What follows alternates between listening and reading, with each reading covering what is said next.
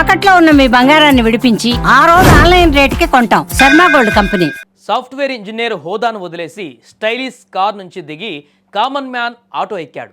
లక్షల ప్యాకేజీ కంటే మనశ్శాంతి ఇచ్చే మీటర్ కిరాయే మిన్నా అనుకున్నాడు ఆ సాఫ్ట్వేర్ ఇంజనీర్. అసలు జీవితం అంటే జీతం కాదు, ప్రశాంతత అని నిరూపిస్తున్న ఒక విభిన్నమైన కథ ఇది. సాఫ్ట్వేర్ ఉద్యోగం నుంచి ఆటో స్టీరింగ్ వరకు రాకేష్ ప్రయాణం ఏంటో ఇప్పుడు చూద్దాం. బెంగళూరుకు చెందిన రాకేష్ ఒకప్పటి సక్సెస్ఫుల్ కార్పొరేట్ ఎంప్లాయ్. పొద్దున లేస్తే కోడింగ్లు, సాయంత్రం అయితే ఢీ కోడింగ్లు, వీకెండ్ వచ్చినా వదలని టార్గెట్లు. ఈ నిరంతర పరుగు పందెంలో రాకేష్ తనని తాను మర్చిపోయాడు. మానసిక అలసట తనని లోపల తినేస్తోంది. ఉద్యోగం మారితే ప్రశాంతత దొరుకుతుందేమో అని ప్రయత్నించాడు, కానీ ఎక్కడికి వెళ్ళినా అదే కదా. అందుకే ఒకరోజు తెగించి నిర్ణయం తీసుకున్నాడు. ఇక చాలు, ఈ కార్పొరేటు బానిసత్వం అని ఆ లక్షల జీతానికి గుడ్ బై చెప్పేశాడు. ఉద్యోగం మానేయడం ఒక ఎత్తు అయితే, ఆ తర్వాత ఎదురైన పరిస్థితులు మరో ఎత్తు. ఇంట్లో ఖాళీగా కూర్చోవడం ద్వారా సంపాదించిన డబ్బు కరిగిపోతూ వచ్చింది. ఇంట్లో వృద్ధురాలైన తల్లి, చిన్న కూతురు, వాళ్ళ బాధ్యత రాకేష్ గుండెను పిండేసింది. ఉద్యోగం లేకుండా ఇంట్లో కూర్చునేసరికి అప్పటి వరకు గౌరవించిన లోకం ఒక్కసారిగా వెటకారం చేయడం మొదలుపెట్టింది.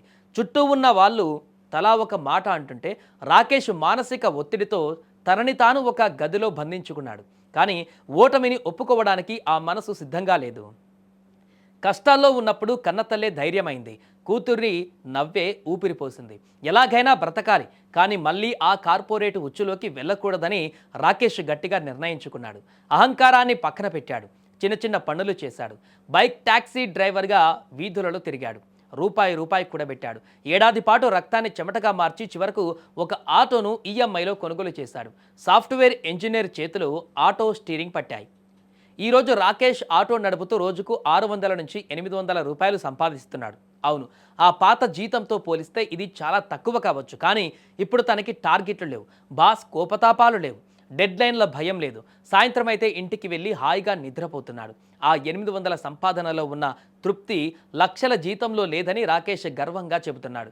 జీతం పెరగడం ముఖ్యం కాదు, జీవితంలో ప్రశాంతత పెరగడం ముఖ్యమని నిరూపిస్తున్నాడు. లోకం ఏమనుకుంటుందో అని భయపడి ఉంటే రాకేష్ ఈరోజు ఈ ప్రశాంతతను పొందేవాడు కాదు.